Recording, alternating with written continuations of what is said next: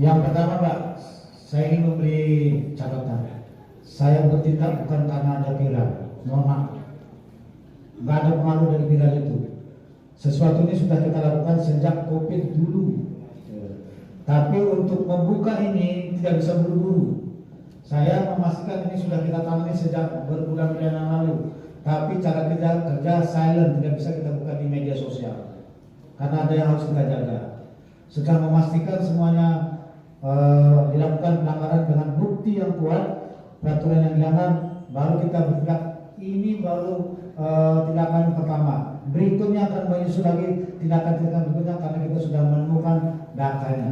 Itu satu. Catat ya, bukan karena viral, tapi karena ini memang satu program yang tengah kami jalankan secara bersama-sama pemerintah daerah, Kapolda dengan pemerintah pusat dalam hal ini Bapak Kanwil Kumham. Yang kedua adalah terkait dengan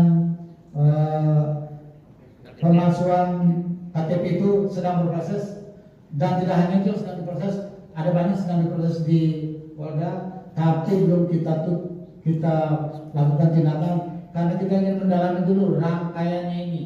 Jangan-jangan ini ada rentetan yang panjang melibatkan banyak pihak, sehingga kalau sekarang kita lakukan deportasi, informasi itu akan putus. Maka kita menunda dulu sampai kita menemukan bagaimana praktek kejahatan yang terjadi di Bali ini secara berantai. Itu akan kita dalami, sedang dilakukan oleh Bapak Kapolda. Yang berikut adalah mengenai mitigasi.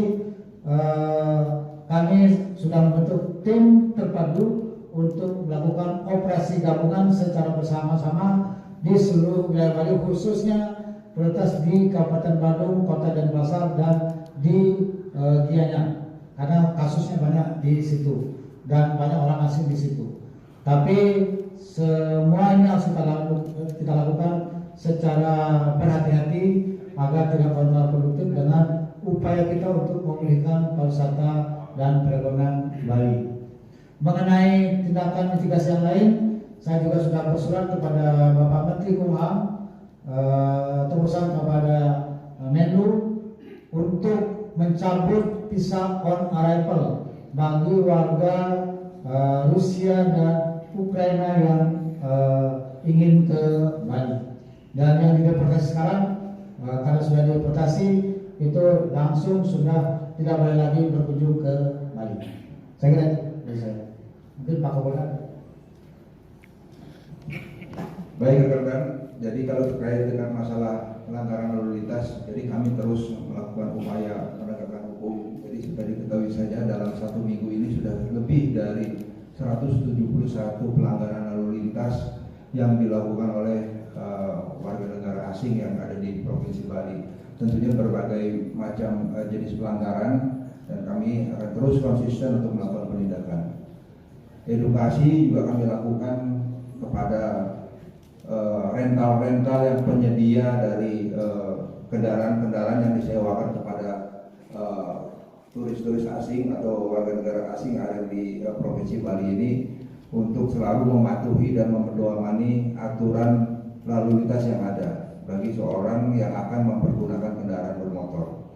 Kemudian terkait dengan masalah kasus-kasus pidana lainnya, yang jelas hingga saat ini dalam catatan Polda ada 19 orang asing yang diproses secara pidana dari berbagai kasus yang ada, baik itu pidana umum maupun pidana yang berkaitan dengan masalah narkotika. Jadi bukannya kami diam, kami juga melakukan upaya-upaya penegakan hukum sesuai dengan aturan yang berlaku.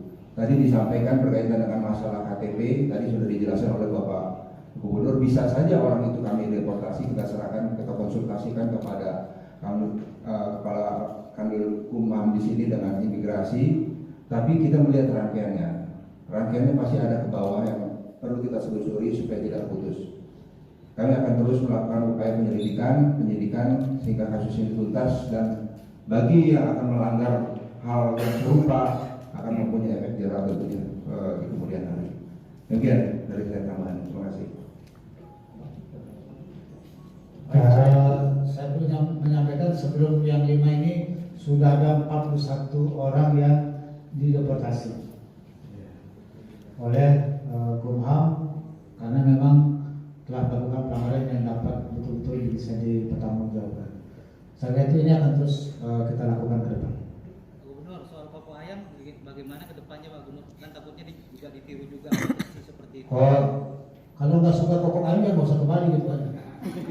Orang kehidupan masyarakat kembali pakai ayam. Iya. Jadi kalau saya udah ngomong sama, saya udah panggil pemilik vilanya, kemudian desa adatnya, kemudian pemilik ayamnya. Jadi Bapak jangan terpengaruh gitu. Tetap pelihara ayam banyak-banyak. Jangan terpengaruh. Masa orang pelihara ayam dilarang bunyi, mau tugasnya dia bunyi ngokok gimana? Dia bunyinya dia pagi. Kalau ayam bunyi itu pagi itu artinya udah matahari mau terbit. Jadi penanda bagus itu. Kalau dia nggak suka pokok ayam, dia nggak usah kunjung kembali. Udah gitu aja. Kita nggak ada urusan sama orang kayak begitu.